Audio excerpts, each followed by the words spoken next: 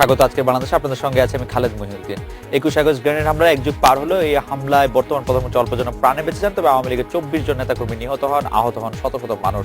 এখনো বিচারের অপেক্ষায় আছেন হতাহতদের পরিবার। এসব নিয়ে আজকের আলোচনা 21 আগস্ট। কথা বলতে স্টুডিওতে আছেন ডিবিসি নিউজের সম্পাদক প্রণব শাহ, আছেন বঙ্গবন্ধু শেখ মুজিব মেডিকেল বিশ্ববিদ্যালয়ের সহকারী অধ্যাপক, বিএনপির মুখপাত্র ধানের শীর্ষ সম্পাদক ডক্টর সাখাওয়াত হোসেন শান্ত, এপির ব্যুরো প্রধান জুলাই সালাম আছেন আমাদের সঙ্গে, আছেন প্রধানমন্ত্রীর ব্যক্তিগত আলোকচিত্রী মোহাম্মদ হাবিবুর রহমান। স্বাগত আপনাদের। প্রণব দা, আমি একটি বিষয় আপনার দৃষ্টি আকর্ষণ করতে চাই। আজকে প্রধানমন্ত্রী শেখ হাসিনা যে বক্তব্যটি দিয়েছেন, আপনি শুনেছেন 21 আগস্টের স্মরণ সভা, সেখানে তিনি বলেছেন যে তারেক রহমান ধানমন্ডি 5 নম্বরের কথা বলেছেন যে আসলে 8-9 মাস ধরে যে ওখানে থেকেছেন সেটি আসলে কোন কারণে থেকেছেন, এবং তিনি এক পর্যায়ে বলেছেন যে ষড়যন্ত্রে তারেক রহমানের আছে।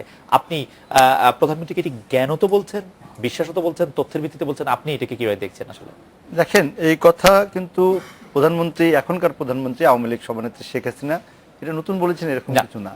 আপনি যদি 2004-এর আগস্টের ঘটনার পরেও কিন্তু উনি বলেছেন যে এই আসামিরা ধরা পড়বে না বা এই বিচার হবে না, কারণ এর সঙ্গে সরকার, এবং বিশেষ করে তখন থেকে উনি বলছিলেন যে এর সঙ্গে বিএনপির তখনকার হাওয়া ভবন হিসেবে চিহ্নিত বা বিএনপির সিনিয়র ভাইস চেয়ারম্যান হিসেবে তারেক রহমান জড়িত, উনি তখনই বলেছিলেন, এবং তার সঙ্গে সরকারের লোকজন জড়িত আছে। আপনি যদি মনে থাকে যে 2004 সালের 21 আগস্টের ঘটনার পর সংসদে যখন এই বিষয়গুলো কথা হচ্ছিল, এবং তখন আমরা যারা সংসদে যেতাম তখন কিন্তু আমরা এই কথাগুলো তখনই শুনেছি। বিশেষ করে আওয়ামী লীগের পক্ষ থেকে এটা আলোচনা করার সুযোগ নেওয়ার চেষ্টা করা হয়েছিল, কিন্তু বিএনপির থেকে বাধা দেওয়া হচ্ছিল যে এটা হবে না। এমনকি সংসদে দাঁড়িয়ে বিএনপির কোনো কোনো নেতা বলেছিল যে আওয়ামী লীগ সভানেত্রী শেখ হাসিনা ভ্যানিটি ব্যাগে করে গ্রেনেড নিয়ে গেছেন। সেই কথা কিন্তু আজকেও উনি প্রধানমন্ত্রী কিন্তু আজকেও সেটা উল্লেখ করেছেন। তবে এই কথাটাই যে এখন আছে, যেমন চার্জশিটে, সম্পূরক চার্জশিটে যখন তারেক রহমান সহ অন্যদের নাম আসলো, বিশেষ করে তখনকার স্বরাষ্ট্র প্রতিমন্ত্রী লুৎফুজ্জামান বাবর, যেটি পরে নাম আসলো, কিন্তু তখন থেকে কিন্তু এটা আওয়ামী লীগ নেতারা বলে আসছিলেন যে এটি সরকারের পক্ষ থেকে, সরকারের বিভিন্ন গোয়েন্দা সংস্থা এবং রাষ্ট্রীয়ভাবেই এই ঘটনা হয়েছিল আওয়ামী লীগকে নিশ্চিহ্ন এবং আওয়ামী লীগের নেতাদের নিশ্চিহ্ন করে দেশকে, আওয়ামী লীগের যে প্রভাব এবং আওয়ামী লীগের যে রাজনীতি আছে সেটা থেকে দেশকে মুক্ত করার একটা যেটি তারা বলছিল। এবং সেটি কিন্তু আমরা দেখলাম যে এই চার্জশিটটি কিন্তু হয়েছে। খালেদ, আপনি ভালো জানেন যে চার্জশিটটি কিন্তু হয়েছিল 2007-এর তদন্ত শুরু হয়েছিল 2008-এ যখন তত্ত্বাবধায়ক সরকার ছিল জুন মাসে। জি। আর তারপরে এখন আওয়ামী লীগ মানে ক্ষমতা আসার পরে 2009-এ নতুন করে এটা আবার পুনঃতদন্ত হয়েছে। প্রথম অভিযোগপত্র 11 জুন দেওয়া হয়েছিল, 11 জুন 2008 সালে। আর সম্পূরক অভিযোগপত্র দেওয়া হয়েছিল 2011 জুলাই 3 জুলাই। আমাদের যেটি কথা হচ্ছে যে এই যে রাজনৈতিক বক্তৃতার বাইরে যে ঘটনাটা ঘটেছিল 21 আগস্ট 2004-এ, সেটির কিন্তু সুরাহ হয়ে যাওয়া উচিত। আমরা অন্য একটি দৃষ্টিকোণ থেকে বলতে চাই যে এই একটি ঘটনা উদ্ঘাটিত হওয়া উচিত যে রাষ্ট্রীয় পৃষ্ঠপোষকতা একটি রাজনৈতিক প্রতিপক্ষকে নিশ্চিহ্ন করার যে ঘটনা ঘটানোর চেষ্টা করা হয়েছিল সেদিন, সেটির কিন্তু একটি পুঙ্খানুপুঙ্খ তদন্ত, এবং আমরা মনে করি বিচার শেষ হলেই তো একরকম তদন্ত হয়। আমরা সাক্ষ্য, জবানবন্দি এবং পাল্টাপাল্টি যুক্তিতর্ক শুনানি মানে আদালতে, তার মাধ্যমে যে রায় ঘোষণা করেন বিচারক, উনি কিন্তু একটি সিদ্ধান্তে উপনীত হয়ে উপসংহার টানেন। সেরকম একটি জিনিসটি শেষ হয়নি। সেই জন্য আজকে পর্যন্ত আপনি এই কথা মানে বক্তৃতা নিয়ে কথা বলছেন। ঘটনাটি যদি শেষ হতো, যদি বিচার শেষ হতো, আমি মনে করি সেটি খুব জরুরি। আমাদের আজ অ্যাটর্নি জেনারেল জানিয়েছেন শেষ সাক্ষী সাক্ষ্য দিচ্ছেন বাদী পক্ষের। আমি যদি আপনাকে পত্রিকা ঘাটতে বলি, 2005 সালে আমি আজকেই পড়ে আসলাম, এখনকার মানে আইনমন্ত্রী আনিসুল হক, উনি বলেছেন এই বছরের মধ্যে বিচার শেষ হবে, মানে 2015 বিচার শেষ হবে, কিন্তু আমরা 21 আগস্ট কিন্তু পালিত আমরা শেষ সাক্ষী সেটি একটি বড় ধরনের দুঃখজনক। এবং এই ঘটনাটি এই জায়গাটা একটু শেষ হয়ে আমাদের জানা দরকার সবার যে ঘটনাটা কি ঘটেছিল। আসলে ডক্টর সাখাওয়াত, জানা দরকার ঘটনাটি কি ঘটেছিল। সেই আলোকে যদি একটু বলতে চাই যে মির্জা ফখরুল ইসলাম আলমগীর, আজ তাকে আমি একটু কোট করতে চাই যে আজকে যিনি আলোচনা সভায় তিনি বলছেন যে 21 আগস্ট একটি বর্বরতম হত্যাকাণ্ড ঘটেছিল এবং একটি রাজনৈতিক দলের 22 জন নেতাকর্মী সেদিন নিহত হয়েছিলেন। বাংলাদেশের রাজনৈতিক ইতিহাসে একটা কলঙ্কময় ঘটনা ঘটেছিল। এই একটি রাজনৈতিক দল বলার কারণ কি? মানে কি মনে হয় আপনার, কি মানে এটার কি উদ্দেশ্য থাকতে? মির্জা ফখরুল ইসলামের খুবই সজ্জন, রাজনৈতিকভাবে অভিজ্ঞ একজন মানুষ, বিএনপির মতো একটি দলের মহাসচিব, তিনি একটি রাজনৈতিক দল তো শুধু বলেন নাই। মানে না, এইখানে একটি রাজনৈতিক দল বলতে তিনি যে একটা দলের নাম গোপন করতে চেয়েছেন সেরকম উদ্দেশ্য হয়তো না, আওয়ামী লীগ বলে যেখানে আসলে কি? হ্যাঁ পুরা বক্তৃতার মধ্যে যে আওয়ামী লীগ আসেনি তেমন তো নয়। ওনার বক্তব্যের মধ্যে তো শুধু এই 3-4টা লাইনই ছিল না, সেখানে আওয়ামী লীগকে নিয়েই আলোচনা, আওয়ামী লীগের 21শে আগস্টের গ্রেনেড হামলা সেটা নিয়েই আলোচনা।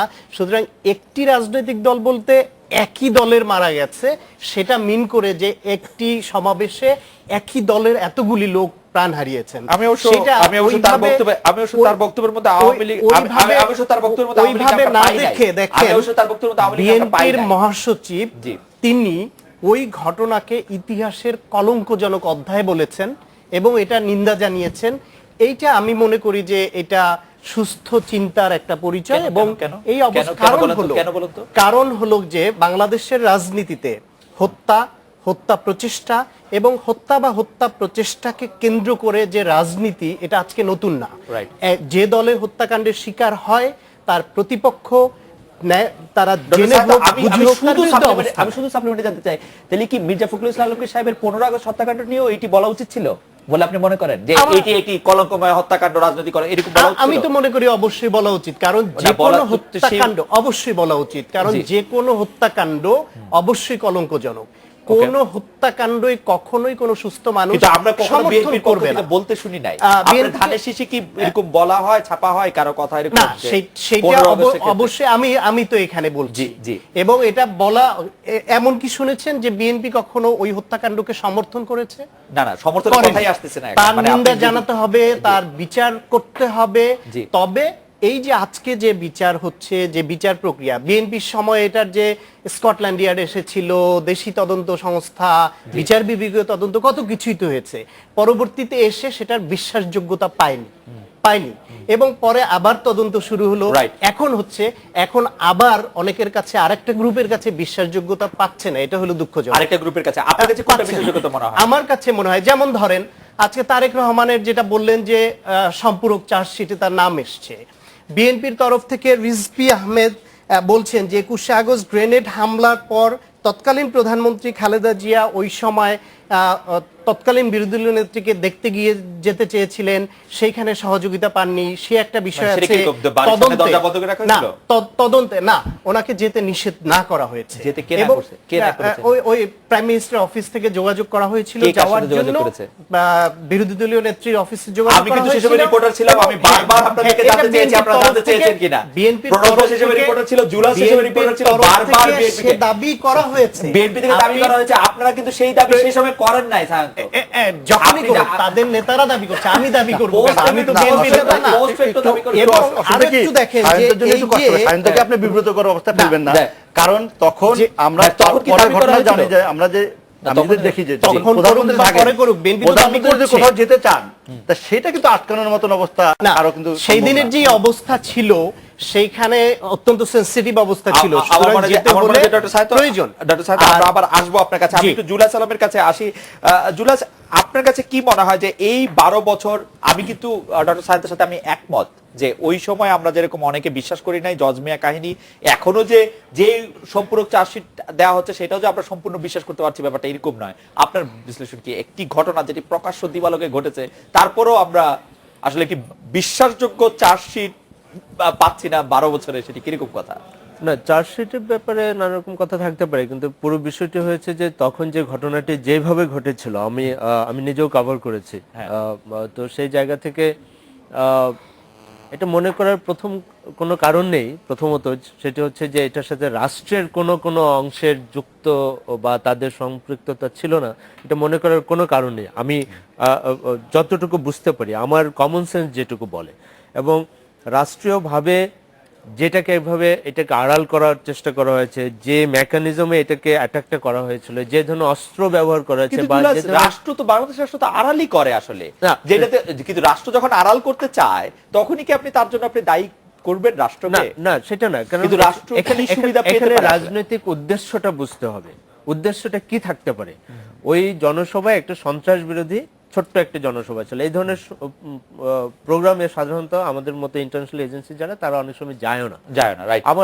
আমার ইভেন আমি ওই মুহূর্তে উপস্থিত ছিলাম না, কিন্তু আমার ফটোগ্রাফার যিনি আমাদের পাবেল রহমান সাহেব উপস্থিত ছিলেন এবং ছিলেন। তো পরে আমি দৌড়ে যাই। তো এই ধরনের অনেক প্রোগ্রাম তখন হচ্ছিল। তো সেই সন্ত্রাস বিরোধী একটি প্রোগ্রামে সেখানে এই ধরনের একটি বড় ঘটনা যখন ঘটে যায় এবং এটার ঘটনার যে ব্যাপ্তি, এটার যে গভীরতা এবং এটার যে এটার যে কি বলে পরবর্তীতে কি উদ্দেশ্য থাকতে পারে, এগুলো বিশ্লেষণ করলে এখানে রাষ্ট্রীয় অনেকগুলো বিষয়ে এখানে জড়িত ছিল, অনেকগুলো সংস্থাও জড়িত ছিল বলে মনে করা হয়। এখন যেটি বলা হচ্ছে যে অনেক সময় বিএনপির অনেক সিনিয়র নেতৃবৃন্দ আমাদের সাথে যখন ব্যক্তিগতভাবে কথা বলেন, অফিসিয়ালি যদি নাও বলি, তারাও মনে করেন যে এই ঘটনার সাথে ওই সময়ের রাষ্ট্রযন্ত্রের অথবা বেগম খালেদা জিয়ার ফ্যামিলির একটা বড় অংশ বা বিশেষ করে তারেক রহমান সাহেবের একজন সম্পৃক্ততা থাকলেও থাকতে পারে, সেটা বলে তারাও অনেকে মনে করেন।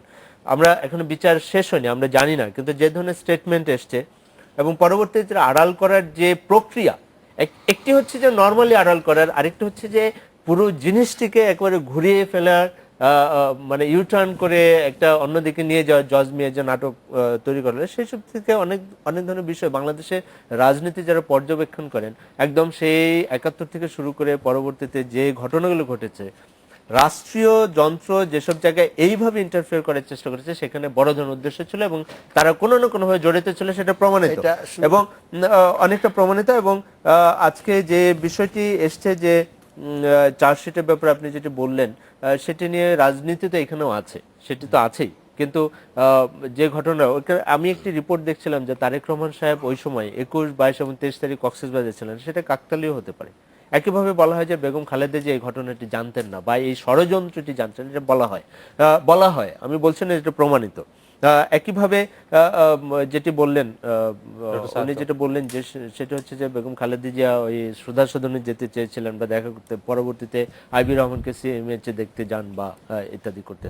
তো সেই পুরো প্রক্রিয়াটি, এবং লুৎফুজ্জামান বাবর সাহেব তখন স্টেট মিনিস্টার ছিলেন, এবং পরবর্তীতে যে ঘটনাগুলো আমরা দেখেছি, যেভাবে মোড় নেওয়া হয়েছে এবং পরবর্তীতে জজ মিয়া যে স্টেটমেন্ট দিয়েছে কোর্টে, সবকিছু মিলিয়ে আসলে এটা, আর এই গ্রেনেড, এই ধরনের অ্যাটাক, এই ধরনের পুরো জিনিসটা বুঝতে হবে ৭৫ এবং পরবর্তীতে যেসব কিলিং হয়েছে, রাজনৈতিক প্রক্রিয়াটাকে একটি সরিয়ে দেওয়ার জন্য আমি যেসব রিপোর্ট এসছে বা যেসব আদালতের স্টেটমেন্ট হচ্ছে, পুরোটা যদি আমি বিশ্বাসযোগ্য নাও মনে করি, তারপরেও মোটা থেকে এক ধরনের গ্রহণযোগ্যতা পেতে পারে যে ওই সময় রাষ্ট্রীয় যন্ত্র এটার সাথে কোনো না কোনো ভাবে জড়িত।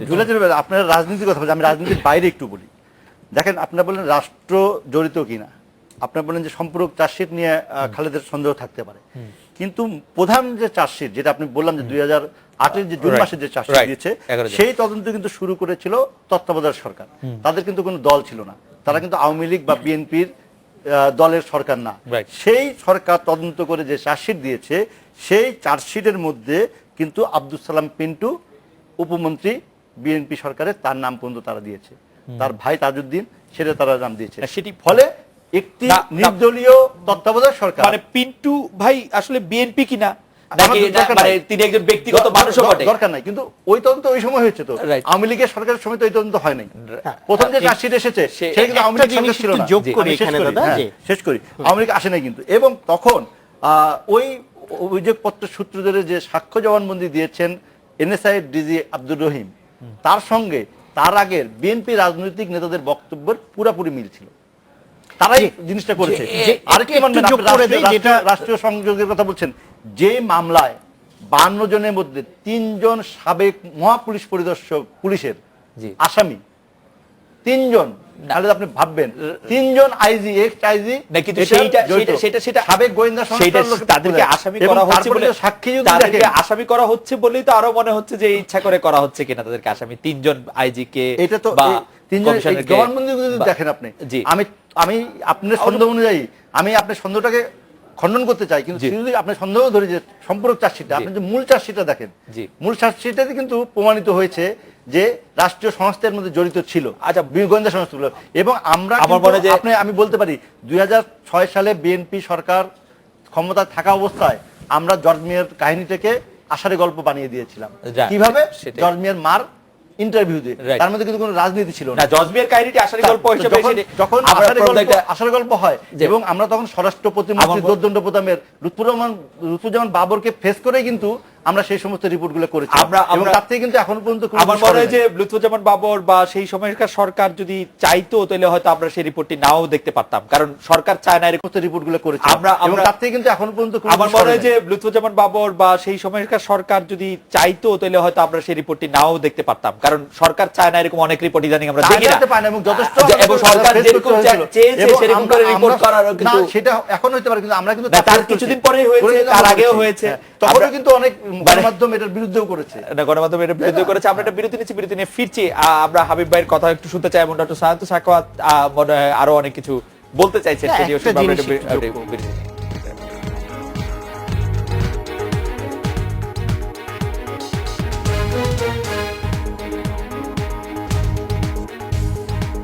ফিরে এলাম আজকে বাংলাদেশে ডক্টর সায়ান্ত সাখাওয়াত। আমরা আসলে হাবিব ভাইয়ের কাছে যেতে চাই, হাবিব ভাইয়ের কাছ থেকে একটু সেদিনকার কথা শুনতে চাই। আপনি একটু যোগ করতে চেয়েছিলেন, এটা দিলে একটু 30 সেকেন্ড আমি বলছিলাম সঙ্গে যেটা আব্দুল সালাম পিন্টু এবং বিএনপির সরকারের উপমন্ত্রী ছিলেন বলে ওই রিলেশনে নিয়ে এসেছেন।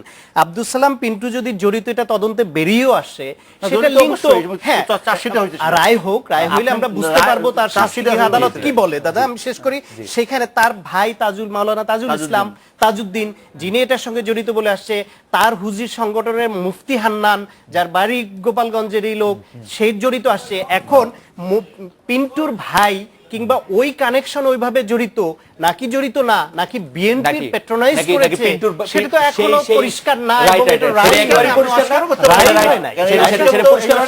কিন্তু পিন্টুর ভাইকে ছাত্রদলের সভাপতি বানানো হয়েছে ওই ঘটনার পরে, পুরস্কার বলে মনে হয়, পুরস্কার বলে মনে হয়। তাজউদ্দিনকে তো করেনি, পিন্টুর ভাই ছাত্রদল করে, ছাত্রদলের প্রেসিডেন্ট বানিয়েছে। সেদিনকার অভিজ্ঞতা, আপনি সেদিন কোথায় ছিলেন, সেই সময়টার কথা একটু শুনতে চাইবো। সেদিনকার 21শে আগস্ট 2004 আমরা যখন আওয়ামী লীগ একটা সমাবেশ করছিল, সন্ত্রাস ও জঙ্গি ও সন্ত্রাস বিরোধী সমাবেশ, ওই জাস্ট আমি সবসময় মানে বর্তমান প্রাইম মিনিস্টার সাবেক বিরোধী নেত্রী আওয়ামী লীগের সভানেত্রী শেখ হাসিনা, তখন আমি জাস্ট তখন বিরোধী নেত্রী আসার আগে জাস্ট আমি আগে আইসা পড়ছি, আইসা জাস্ট ট্রাকটা জাস্ট আওয়ামী লীগ অফিসের পাশে ট্রাকটাও পশ্চিমে ও পূর্ব দিকে যেটা অবস্থা, আইসা জাস্ট প্রাইম মিনিস্টার এখানে আসলো, আসার পর তখন বিরোধী নেত্রী আসার পর আর জাস্ট স্টেজে ওঠার পর তখন সে আসার পর জাস্ট বক্তৃতা আরম্ভ করলো। বক্তৃতা করার পর আমি এবং স্বপন সরকার জাস্ট আওয়ামী লীগের সভানেত্রী শেখ হাসিনা যখন বক্তৃতা আরম্ভ করে তখন সব চ্যানেলের মাউথগুলো নিয়ে আমি দাঁড়াই, এবং দাঁড়ানোর পর অলরেডি সবাই ছবি তুলতেছে, মাউথটা আমার ছবি তোলা শেষ, আমি মাউথ নিয়ে দাঁড়ায় আছি। দাঁড়ানোর পর যখন বর্তমান প্রাইম মিনিস্টার যখন বক্তৃতা করে জয় বাংলা স্লোগানটা দিবে, তখনই জাস্ট ওখান থেকে যারা ফটো সাংবাদিকরা আছে সবাই চিল্লাচ্ছে, আপা আমাদের ছবি হয় নাই, জাস্ট হয় নাই বলাতেই সে থামলো।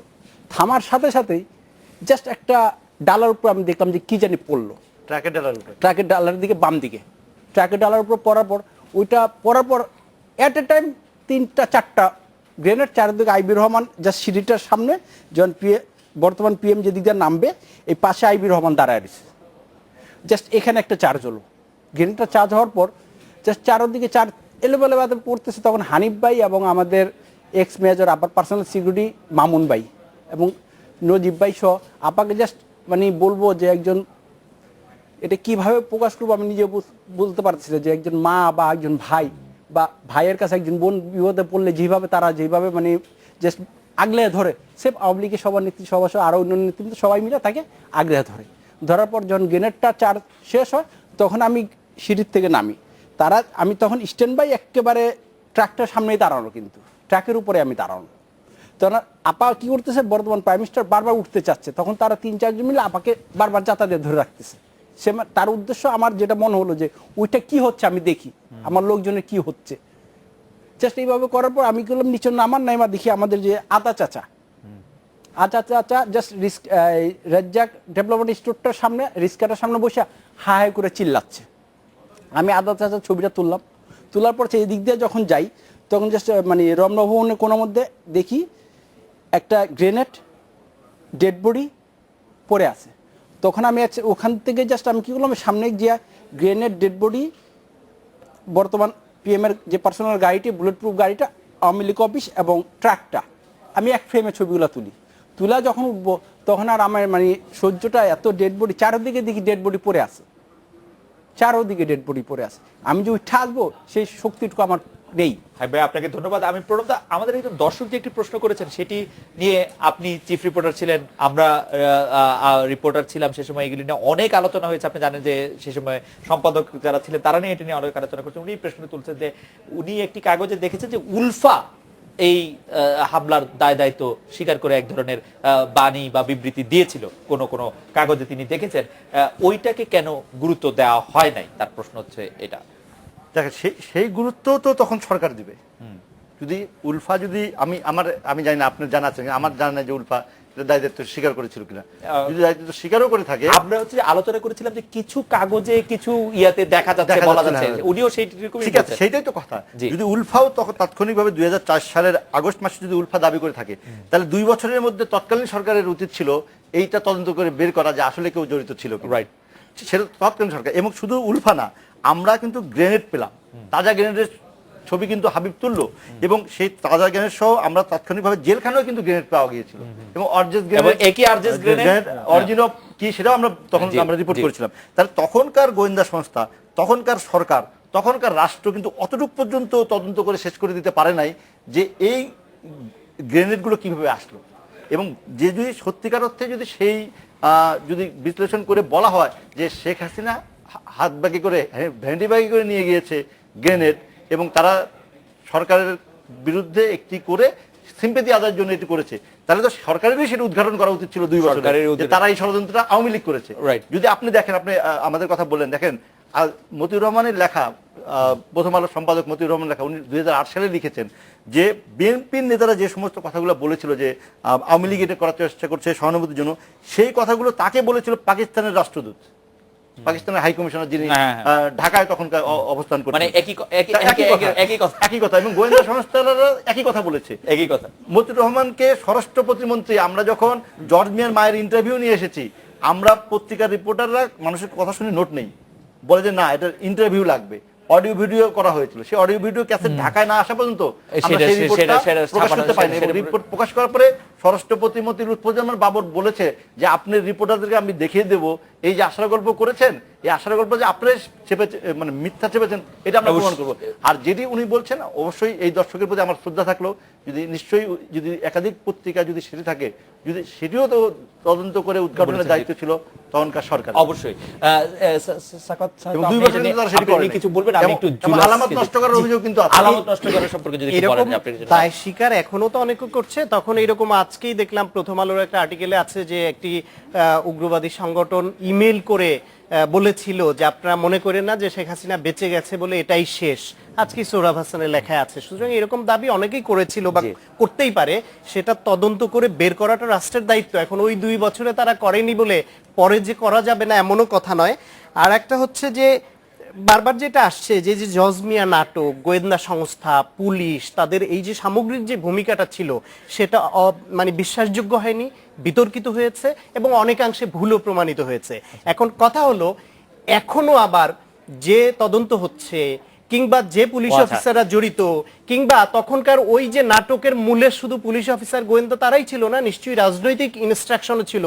এখনো সেরকম হয়ে যাতে এখনো রাজনৈতিক প্রতিপক্ষকে ঘায়েলের জন্য মামলাটাকে যাতে আবার বিতর্কিত না হয়, কিংবা কখনো ক্ষমতার পালাবদল হলে আবারও যেন মনে আমাদের এইরকম শুনতে না হয় যে এটিও নাটক ছিল।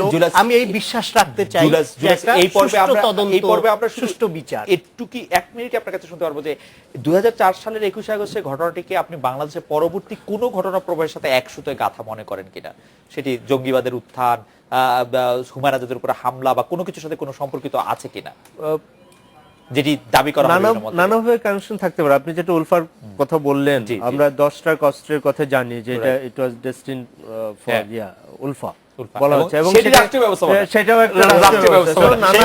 আসামি কিন্তু গোয়েন্দা সংস্থার লোকজন পুলিশের লোকজন, কোনোভাবে একটির সাথে আরেকটা সম্পর্ক নেই সেটি বলার কোনো সুযোগ নেই। তবে ডেফিনেটলি আপনি দেখবেন যে চার্জশিটে যেসব নাম এসছে, এবং মাওলানা তাজউদ্দিন থেকে শুরু করে আরো বেশ কয়েকজন মুফতি আছেন এবং আছে, এরা প্রত্যেকে কিন্তু আফগান ফেরত। এবং তারা ওখানে বিশেষ করে সোভিয়েত ইউনিয়নের বিরুদ্ধে তারা তালেবানের পক্ষ নিয়ে তারা ওখানে যুদ্ধ করে এসছে, এবং সেই যে যোগসূত্র এবং সেখানে নানা রকমের কানেকশন থাকা খুব অস্বাভাবিক কিছু নয়। এবং পাশাপাশি হচ্ছে যে আমি যেটা শুরুতে বলছিলাম 2004 সনে 21 আগস্টে যে অ্যাটাকটি, এই গ্রেনেড অ্যাটাকটি বা এই ধরনের বড় ধরনের অ্যাটাকটির একটা রাজনৈতিক উদ্দেশ্যটা কি হতে পারে? রাজনৈতিক উদ্দেশ্যটা নানা রকম বিশ্লেষণ হয়, যে রাজনৈতিক উদ্দেশ্য হতে পারে যে আওয়ামী লীগের মতো একটা বড় দলকে শেখ হাসিনা উনি এমন একজন নেত্রী হয়ে গেছেন তার দলের কাছে যে তাকে যদি শেষ করে দেয়া যায় তাহলে এটা একটা আরেকটা প্যারাডাইম শিফট করে যে রাজনৈতিক কৌশল হিসাবে, সেই কৌশল যদি আমরা এটা মনে করি তাহলে সেটাকে কিন্তু উড়িয়ে দেওয়া যায় না। সো একটার সাথে আরেকটা সম্পর্ক আছে, এবং বলা হচ্ছে যে হরকাতুল জিহাদ এটার সাথে জড়িত ছিল, বা উলফার কথা কেউ কেউ বলছেন, যেটি আসেনি আমার জানা মতে, কেউ উলফা থেকে ক্লেম করেছে রেসপন্সিবল আমার জানা নেই। একটি ইমেলের কথা আমার এখন মনে পড়ছে, এবং সৌরভের কথা আজকে লেখা। সেটি যদি হয় তাহলে সেই জায়গা থেকেও নানা রকম যোগসূত্র থাকে। ওই যে বললাম 10টা অস্ত্র, সেটিও তো বলা হচ্ছিল যে উলফার জন্য এসেছিল। তো এবং সরকারি যেটি ব্যবহার করে এবং নানাভাবে, তা এবং ওই সময় রাষ্ট্রীয় যে কাঠামোটা ছিল জামাতে ইসলামী, বিএনপি সবকিছু মিলে আমি সেটিও তো বলা হচ্ছিল যে উলফার জন্য এসেছিল। তো এবং সরকারি যেটি ব্যবহার করে এবং নানাভাবে, তা এবং ওই সময় রাষ্ট্রীয় যে কাঠামোটা ছিল জামাতে ইসলামী, বিএনপি সবকিছু মিলে আমরা জানি না আসলে, যেহেতু বিচার শেষ হয়, কিন্তু তারপরেও এক ধরনের একটা হিসাব আমাদের মাথায় জুলাস আপনাকে ধন্যবাদ। আমি হাবিব ভাইকে ধন্যবাদ।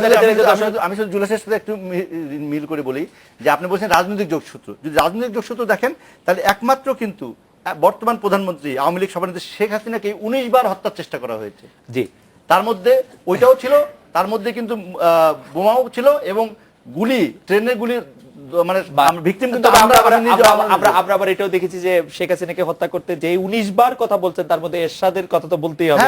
এরশাদ আবার ওনার রাজনৈতিক মিত্র হয়েছে, সেই সমালোচনা আমরা এই বর্তমান সরকারের বিরুদ্ধে করব। আমরা হাবিব ভাইয়ের খুবই মানে আমি বলবো যে খুবই ইমোশনাল যে বর্ণনা দিয়েছেন, একজন দর্শক আপনাকে ধন্যবাদ জানিয়েছেন এবং আপনাকে আরো কিছু গুলি কিন্তু তখনকার ঘটনা, আমরা 10টা অস্ত্রের কথা জানি, আমরা কিন্তু বগুড়ায় ট্রাক ভর্তি গুলির কথাও জানি। আমরা একটা বিরতি নিচ্ছি, বিরতির পর ফিরে এসে একটি বিষয় প্রণবদা আপনাকে এবং জুলাসকে এবং ডক্টর সায়ন্তকে আমি একটু জানতে চাই যে জোট সরকার আমলে যে বিচার প্রক্রিয়া ভুল খাতে প্রবাহিত করতে যে সরকারের বিভিন্ন নিরাপত্তা সংস্থার ঊর্ধ্বতন কর্মকর্তারা জড়িত ছিলেন, গোয়েন্দা সংস্থারা জড়িত ছিলেন, এসব প্রতিষ্ঠানকে যে রাজনৈতিক ব্যবহারের যে কথা আমরা শুনেছি, এখন যাতে কেউ আর রাজনৈতিক ভাবে ব্যবহার না করে সেই নিশ্চয়তা আমরা কিভাবে পেতে পারি? কিন্তু তদন্ত আমরা এটা কিভাবে করব এবং এটি সম্পর্কে আপনাদের একটু মতামত শুনবো। আমরা একটা বিরতি নিয়ে ফিরছি আপনার কাছে।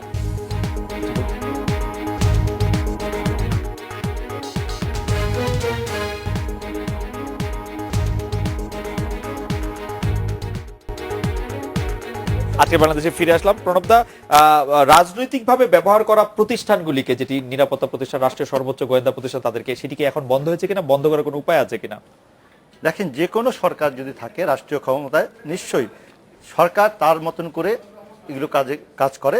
কারণ গোয়েন্দা সংস্থাদের কাজ কি? গোয়েন্দা সংস্থাদের কাজ হলো গোপনীয়ভাবে, গোপন থেকে পরিচয় প্রকাশ না করে বিভিন্ন তথ্য সংগ্রহ করে সরকারকে রাষ্ট্র পরিচালনার কাজে সেই সমস্ত তথ্য দেওয়া। দেখেন, আমরা সাংবাদিকরা তথ্য পেলে সেটা প্রচার করি, আর গোয়েন্দা সংস্থাগুলো তথ্য পেলে সেটা তার সরকারকে দেয়, সরকার তার মতন করে এটাকে ব্যবহার করে রাষ্ট্র পরিচালনার ক্ষেত্রে। কিন্তু যখন সত্যি সত্যি একটি রাষ্ট্রের জন্য হুমকি, একটি রাষ্ট্র ব্যবস্থার মধ্যে গণতন্ত্র আছে, সরকার আছে, রাষ্ট্রীয় সকল গোয়েন্দা সংস্থা, আইন শৃঙ্খলা বাহিনী আছে, তখন একটি রাজধানীর মধ্যে যিনি মানে সাবেক প্রধানমন্ত্রী তখন উনি, এবং তখন সংসদের বিরোধী দলীয় নেত্রী, তার জনসভায়, একটি বড় দলের জনসভায় মুহুর্মুহুভাবে গ্রেনেড পড়লো, এবং সেই গ্রেনেডটা তাজা গ্রেনেড এবং গুলি হলো। সেটা তো রাষ্ট্রীয় গোয়েন্দা সংস্থারও দায়িত্ব। এই ঘটনাটা কারা ঘটালো? তারা ঘটালো কিন্তু পরে, আগে তো, এবং রাষ্ট্রীয় ভাবে যারা দায়িত্ব পাবে তাদের তো এইটাও দায়িত্ব, মানে সবচেয়ে প্রায়োরিটি যেটা ভাবা দরকার। এই তথ্য যদি এরকমও আসে যে সরকারের কোনো একটি অংশ বা কোনো গোয়েন্দা সংস্থার কাউন্টার ইন্টেলিজেন্সের ঘটনা ঘটাতে পারে, সেই তথ্য কিন্তু সংগ্রহ করা কিন্তু গোয়েন্দা সংস্থাগুলোর দায়িত্ব, এবং সেটি পেয়ে কিভাবে ব্যবহার করবে সেটা রাষ্ট্রের যারা রাজনৈতিক কর্তৃপক্ষ তারা তাদের মতন করে ব্যবহার করবে। ডক্টর সাখাওয়াত, কি মনে করেন আপনি রাষ্ট্রীয়ভাবে এই ঘটনা থেকে বিএনপি কি শিক্ষা নিল? মানে বিএনপি কি শিক্ষা নিল সেটা এখনো বলা মুশকিল, কারণ বিএনপি রাষ্ট্র ক্ষমতায় আসলে আমরা নিশ্চয়ই বুঝতে পারবো। বিএনপি তখন যে ক্ষমতায় ছিল এবং এত বড় একটা ঘটনা ঘটেছে, এটা অবশ্যই বিএনপির ব্যর্থতা ছিল। তাদের গোয়েন্দা রিপোর্ট কেন ছিল না, বিএনপি জড়িত না সেটা মানলাম, কিন্তু তাদের গোয়েন্দা রিপোর্ট কেন ছিল না, কেন ঠেকাতে পারলো না, সেটা অবশ্যই ব্যর্থতা। যদিও এরকম বড় বড় ব্যর্থতা অনেক সময় হয় রাষ্ট্র ক্ষমতায় থাকার অবস্থায়ও তো রাষ্ট্রপ্রধানরা মারা যান, সেরকম ব্যর্থতা আমাদের দেশে আগেও আছে। তারপরও বলবো যে যেটা বলছিলেন দাদা, যে এই যে গোয়েন্দা সংস্থা কিংবা আপনি যে প্রশ্ন করেছিলেন যে পুলিশের বিভিন্ন বাহিনীর এদের ব্যবহার কমেছে কিনা, সেই কমেছে কিনা এর উত্তর পাবেন বাংলাদেশে আবার ক্ষমতার যদি পরিবর্তন হয়, তখন এখনকার আবার ভেতরে কি হচ্ছে, কেমন নাটক তৈরি হচ্ছে কিনা সেটা তখন পাবো আমরা। যেমন আপনি দেখেন যে পুলিশের বিভিন্ন অফিসাররা পরিষ্কার। বা বিভিন্নরা এখন যে বক্তব্য দেন, রাজনৈতিক বক্তব্য নেতাদের মতো করে দেন, এটা তো আগে ছিল না। তারপরে ভেতরে গোয়েন্দাদের বিষয় তো আমরা জানতে পারি না, এটা পরে পরে জানা যায়। সুতরাং আমাদের প্রত্যাশা জুলাস, থাকবে এটি সেটি কি এরকমই না চলতে হবে? হোক। রেজিম চেঞ্জ না হলে বা রেজিম চেঞ্জ হলে ভিন্ন ভিন্ন গল্পগুলি চেঞ্জ হয়ে যাবে। না, ইতিহাস আসলে change হবে। যেটি হয়েছে যে রেজিম চেঞ্জ বাংলাদেশে তো লাগে না, আমাদের অভিজ্ঞতা তো আমরা তো বিএনপি বাংলাদেশে- ক্ষমতা থাকতে আমরা বলে দিয়েছি যে গোয়েন্দা সংস্থাগুলো রাজনৈতিক কি করেছে। ব্যবহারের পুলিশ বা বিভিন্ন এজেন্সির ক্ষেত্রে যেটি হয় সেটি হচ্ছে যে নেতৃত্ব, রাজনৈতিক নেতৃত্ব কি চায় সেই ইশারাটা কিন্তু তারা বুঝতে পারেন। রাইট। সেই বোঝা থেকে যদি আমি 21শে আগস্টের ঘটনা বলি বা এখন একেবারে সব বন্ধ হয়ে গেছে সেটা বলার কোনো কারণ নেই, কিন্তু যেটি প্রণবদা বললেন যে রাষ্ট্রের কিছু বড় ঘটনা আছে যে পুরো খোল নলচে পাল্টে দিতে চায়, তো সেই ধরনের ঘটনার ক্ষেত্রে রাষ্ট্রীয় নেতৃত্ব বা রাজনৈতিক নেতৃত্ব রাজনৈতিক ওই সময় কর্তৃপক্ষ ক্ষমতায় যারা থাকে তাদের ইশারা ইঙ্গিত কোথায় থাকে সেটার বেসিসে কিন্তু এজেন্সি, কারণ তারা চাকরি করেন। এটি কিন্তু খুবই আমার মনে হয় যে সেই জায়গা থেকে দেখতে হবে। আমার এবং যদি রাজনৈতিক নেতৃত্বের সদিচ্ছা থাকে তাহলে আমার সবসময় বাংলাদেশের পুলিশ বিভিন্ন এজেন্সির প্রতি আস্থা আছে, তারা খুবই যোগ্যতার সঙ্গে অনেক সীমাবদ্ধতা সত্ত্বেও তারা কাজ করে সেটা থাকেন এবং কিন্তু করেছেন। একটা এবং প্রশ্ন সেই তো আমার কারণেই- তরফ সেই থেকে কারণেই করি যে এখন চট্টগ্রামে- যে সেই কারণেই শীর্ষ চট্টগ্রামে কিন্তু বড় বড় ধরা পড়েছে। নেতা সহ যে গুম, গুপ্ত হত্যা বা আচ্ছা। বিচার বহির্ভূত হত্যা, আপনি কি মনে করেন যে বাহিনীগুলো নিজের ইচ্ছায় নিজের প্ল্যানিং এটা করছে? আমার মনে এর হয় যে সঙ্গে আমরা রাজনীতি যুক্ত নেই। আমার মনে হয় যে সেই রাজনীতি এটা রাজনৈতিক আমরা আরেকদিন কর্তৃপক্ষ কথা বলবো। আমরা তবে বিরতির পরে এসে ওই সময় কিন্তু ঘটনা ঘটছে। Right. আমরা কিন্তু 10 টাকা এখন কি আপনি বলবেন এগুলো সব আমরা ওই বিরতির পরে বাহিনী ফিরে করছে, আসতে চাই রাজনীতি হাবিব ভাইয়ের নেই এর কাছে। মধ্যে? হাবিব ভাই, আপনি যদি ওই দিনকার কথা, সেই কথা প্রণবদার কাছে এবং আপনাদের সবার কাছে শুনতে চাই, ওই দিন যেটি ডক্টর সায়ন্তের কাছেও শুনবো, আমরা জুলাসের কাছে শুনবো, যেটি যে ওই দিন যে এরকম ঘটনা পরে যে ইউনিটি আমরা দেখেছিলাম প্রধানমন্ত্রী শেখ হাসিনাকে সে সময় বিরোধী দলনেত্রী তাকে বাঁচানোর জন্য সারা দেশের মানুষ যে রক্ত দিতে এগিয়ে আসছিল, আমার স্পষ্ট মনে আছে হাসপাতালগুলিতে তিলটাই ছিল না, সেই কথাগুলি একটু শোনার জন্য আমরা একটা বিরতি নিয়ে ফিরছি আপনার কাছে।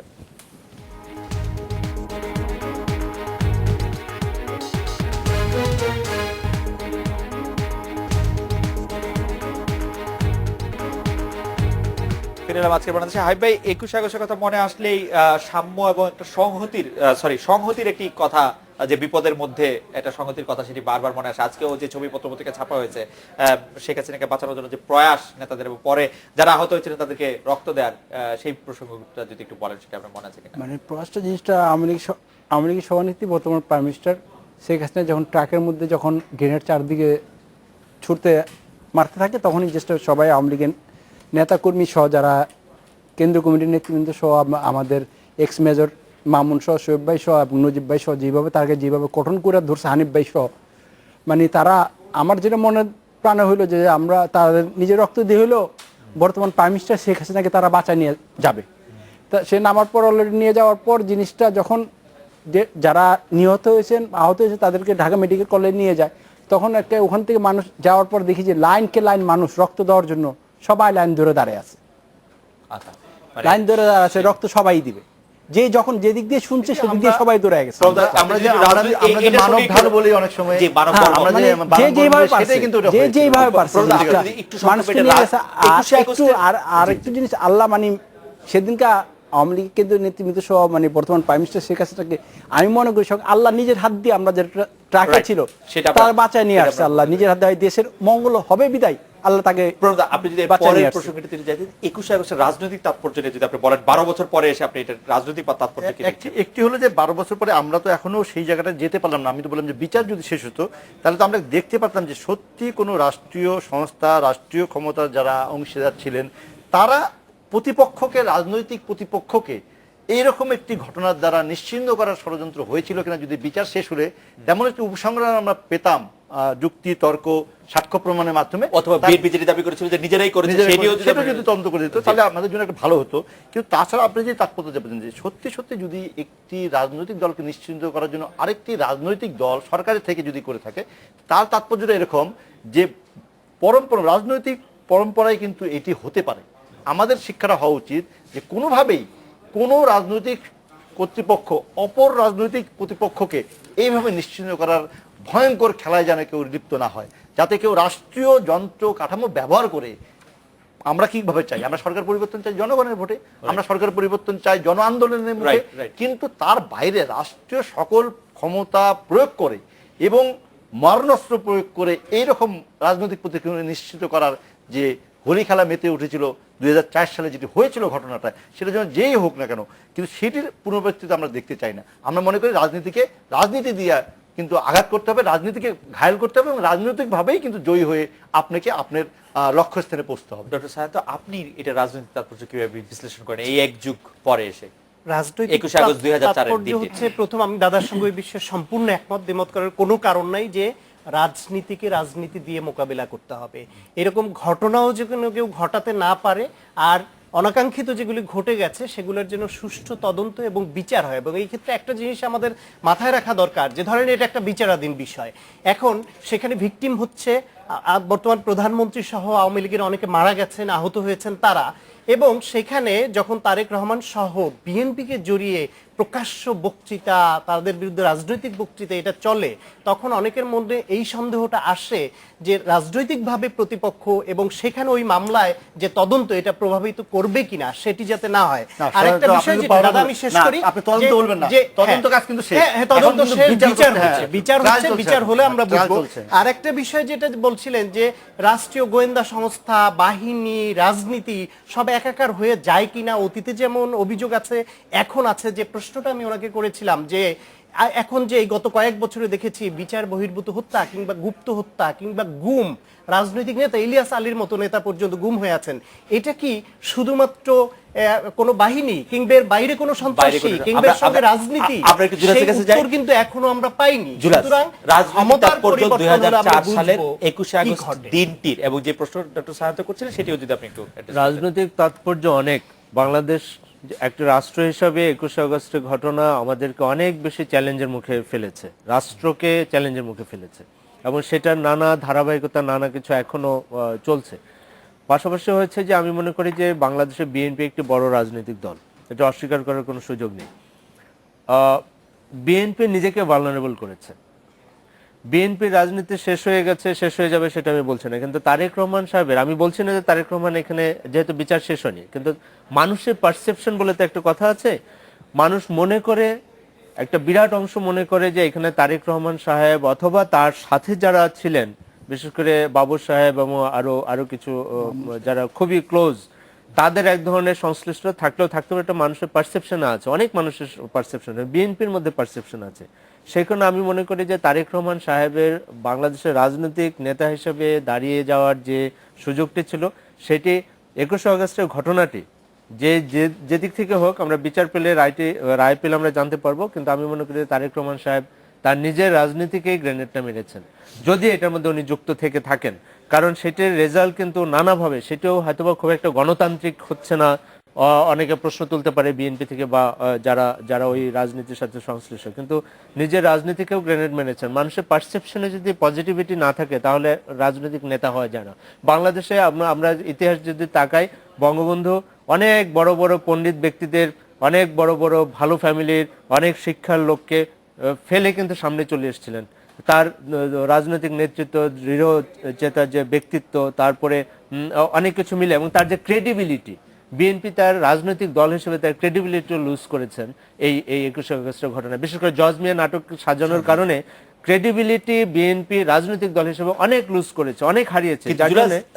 আমি শুধু বলতে চাই যে এই ক্রেডিবিলিটি লস যদি এতই ভয়ঙ্কর হয়, তাহলে মানে এই সময় নানা ধরনের ঘটনা যেগুলি সায়ন্ত বলছিলেন, সেগুলিতে এই সরকারের ক্রেডিবিলিটি কিছুটা আলগা হয়ে যায় কিনা, ঢিলা হয়ে যায়, সেটা কিছু কিছু ক্ষেত্রে হতে পারে। কিন্তু ওই যে বললাম যে ঘটনাটির মাত্রা কি, 15 আগস্ট বাংলাদেশের রাজনীতিতে 21 আগস্ট একটা বিরাট ঘটনা। ঘটনার মাত্রা, এটার গভীরতা, আমার মনে হয় যে প্রণবদের কাছে 20 সেকেন্ড শোনার আগে ডক্টর সায়ন তো একটু 10 সেকেন্ড বলবেন কিনা বলবেন কিনা যে আসলে এই তাৎপর্য বিএনপি নিজের রাজনীতিতে নিজে ভালনারেবল করে ফেলেছে বলে যেটি বলছেন। বিএনপি নিজের রাজনীতিতে করেছেন, এটা উনি বলছেন। বিএনপির অনেকে মনে করেন, বিএনপি কে মনে করে আমি জানি না, বিএনপি নিজের রাজনীতিকে নিজে ভালনারেবল করবে ওই রকম কাঁচা দল বা কাঁচা নেতৃত্ব তাদের, এটা আমি মনে করি না। আর এখনো যে তদন্ত হচ্ছে, দেখেন আজকেও পত্রিকায় দেখেছি যে ওই গ্রেনেড হামলার পরে তারা নাকি গুলি করতে করতে চলে গেছে। এই যে এত ধরা পড়লো, এত স্বীকারোক্তি আসলো, গুলি করতে করতে শেষ পর্যন্ত গ্রেনেড হামলার পরেও গেল, তাদের একজনকেও ধরা পড়লো না, একজনও শনাক্ত হলো না। সেটি তো আমাদের প্রশ্ন, সেটি তো আমাদের প্রশ্ন, সেটি এত বছরও কেন আমাদের প্রশ্ন। এক যুগ চলে গেছে। সেটাতে কোনো চাক্ষুষ প্রমাণ আছে যে বর্তমান প্রাইম মিনিস্টার শেখ হাসিনা তাদের একজন 2004 ধরা যাচ্ছে না কেন? মানে এটা 2004 থেকে 2008 পর্যন্ত অপেক্ষা করতে হলো এটার তদন্ত মোটামুটি ভাবে শুরু করার। এর মধ্যে নানা আমি মনে করি যে কি ইন্ডিকেশন এই রাজনৈতিক তৎপরতা এই যে এখন 21শে আগস্টের ঘটনার সঙ্গে মিলিয়ে বর্তমান গুম খুন বা বিচার বহির্ভূত হত্যাকাণ্ড কিন্তু মিলানোর কোনো ব্যাপার নাই। না, না। বর্তমান সেটা বিচার বহির্ভূত মিলাইনি, হত্যাকাণ্ডকে মিলাইনি। কেউ সমর্থন করে না, এমনকি সরকারও এটার জন্য কোনো বেনিফিট পাবে না। কিন্তু তার জন্য যারা বা যারা ওটার সঙ্গে এটা মিলাবে তার কিন্তু রাজনৈতিক যেটি আপনি দুর্বলতা বলছিলেন, প্রকাশ পাবে। রাজনীতিকে রাজনীতি বলে, রাজনীতিকে রাজনীতিকে মিলাইনি। আবার বলে মিলাইনি। নানা মানুষ শেষ করে 21শে আগস্টকে ছোট করে দেখা, সেটি কোনো সুযোগ নেই। সেটি যারা করছে তারাই ব্যর্থ হয়েছে। হাবিব ভাই আপনাদের অনেক ধন্যবাদ। এই ছিল আজকে বাংলাদেশে দেখা হচ্ছে আগামীকাল এই সময়। শুভরাত্রি।